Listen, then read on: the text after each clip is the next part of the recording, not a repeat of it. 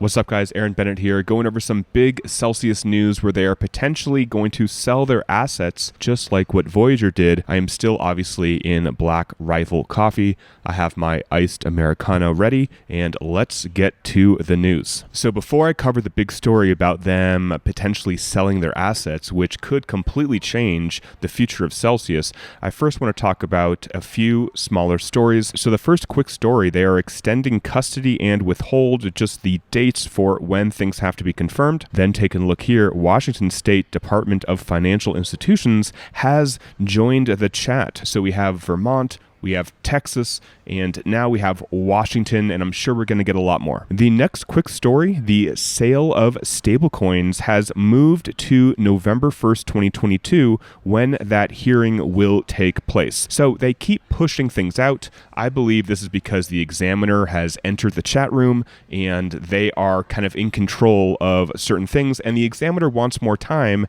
to create their report. So this is the big story I want to talk about, the bidding procedure and the sale of substantially all of the debtor's assets. So I want to cover this really quickly and then share what I think about it. So recently, it says the debtors and the UCC engaged in discussions regarding potential Chapter 11 exit strategies. They determined that the best way to maximize value for account holders like you and I is to conduct a robust, transparent process to solicit proposals from potentially interested parties for their retail program, including Celsius's account holders, loan portfolio, and related technology. That would be like GK8 potentially, custody and swap services, and staking and mining operations. So basically everything regarding having to do with Celsius. The debtors also plan to analyze and consider other value maximizing structures, such as a standalone restructuring of some or all of the debtors' business operations. So what this means is they are open now to the possibilities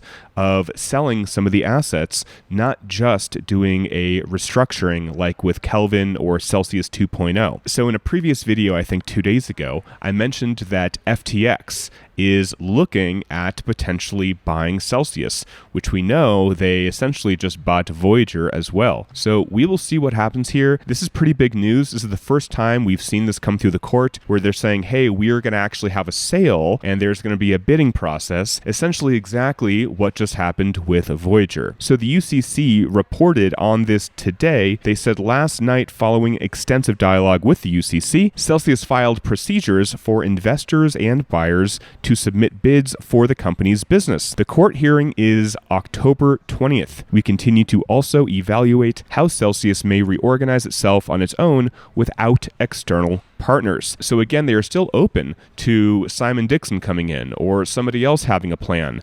They are open to everything now. And what's interesting is the moment that Alex was let go of CEO, now all of this stuff is coming forth. They are open to selling assets. FTX said, hey, we're looking at Celsius. And it's just interesting. All this happened literally within like 2 days of Alex leaving as CEO. Celsius then says that these procedures will permit transparent processes to let the UCC consider all options for Celsius so we can find the best options for account holders. Let the market speak, let the account holder community respond, and then let the court decide. So going back to the motion on Strato, it says the debtors, in consultation with Centerview, which is their investment banking partner, developed a list of over 30 parties whom they believed may be interested in some of the assets. David Adler says he thinks that this means there probably will not be a Celsius 2.0, but like what the UCC said and what I am reading in their actual motion, they are open to everything. They are open to restructuring, they are open to a reorganization, and they're also opening to selling the assets. So they haven't closed the door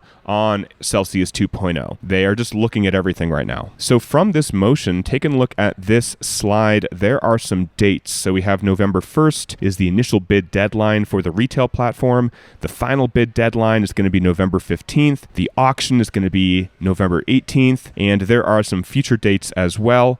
And continuing on, we have December 5th, the final bid deadline for remaining assets. We have the auction for the remaining assets, December 8th, and we have the sale hearing for remaining assets, December 20th. So we have December 20th as the latest date for this slide, and November 28th as the latest date for the retail platform assets. So we have about, 2 months or so, September, October, November, to do the math. So we have about 2 months until the sale hearing is going to happen for the retail platform assets. So we got some time, guys. This bidding process is going to be happening while the examiner is examining, right? Which I talked about in my video yesterday. And the last story I want to cover very quickly about the U.S. Trustee, they also, just like Vermont and just like Texas, like I covered yesterday, they are objecting to opening withdrawals and permitting of the sale of stablecoins. Basically, they said the motions are premature and should be denied until after the examiner report is filed.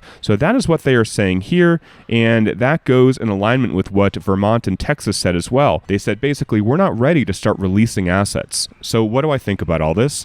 Well, they are opening the door for other opportunities to get us more crypto. That is a good thing. Now we need to trust that the UCC and all of the firms the UCC has employed are working for our best interest. I've heard some people say, oh, they're not working hard or they're not actually working in our best interest. Really, that is just conspiracy talk and that doesn't actually help anything. So I believe that the UCC is working in our best interest and they're going to do what they can to get us back as much of our crypto as possible. And before I end this video, I do want to make a note that in my video, I think 2 days ago, I shared a story about why the earn and custody are actually the same and how the custody should not be treated any differently than the earn. And some people did mention to me that it looked like I was taking sides, being like, hey, the custody does not have any rights before earn. And I want to make it clear that I am pretty darn in the middle of all these cases. I'm not taking sides.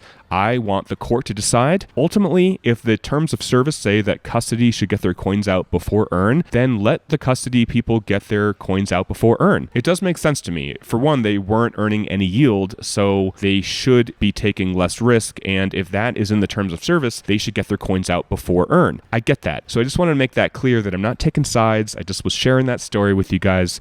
And like I'll do in future videos, I will be sharing all the stories, all the motions, everything that comes through, and hopefully I can stay unbiased and impartial when we are talking about everything going on with this case, guys. So that is it for this video. Short and sweet. I do not like wasting your time. I'm not trying to talk for 8 minutes just so I can get monetized at a higher level like a lot of other YouTubers do. I will enjoy my iced Americano. So that's it for this video. Thanks for watching. Till next time, talk with you soon, and bye for now.